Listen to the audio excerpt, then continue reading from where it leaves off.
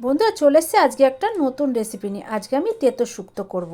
এটা বিনা মশলায় ফোড়ন দিয়ে এই শুক্তোটা করব। খেতে খুব সুন্দর হয় আর বেশি তেঁতোও লাগে না।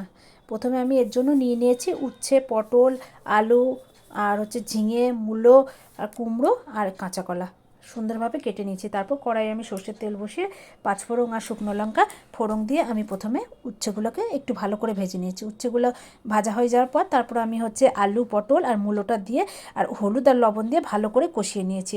তো কষানো হয়ে গেলে কয়েকটা চেরা কাঁচা লঙ্কা দিয়ে কুমড়ো আর কাঁচা কলাটা দিয়ে কিছুক্ষণ নাড়ি চাড়িয়ে নেওয়ার পর আমি ঝিঙেগুলো দিয়ে দিয়েছি। ঝিঙেগুলো দিয়ে বেশ খানিকক্ষণ নাড়িয়ে চাড়িয়ে নিয়েছি। তারপর যেই ওটা ভাজা ভাজা হয়ে গেছে তখন আমি একটু অল্প পরিমাণে জল দিয়ে দিয়েছি আর সামান্য একটু মিষ্টি দিয়ে দিয়েছি।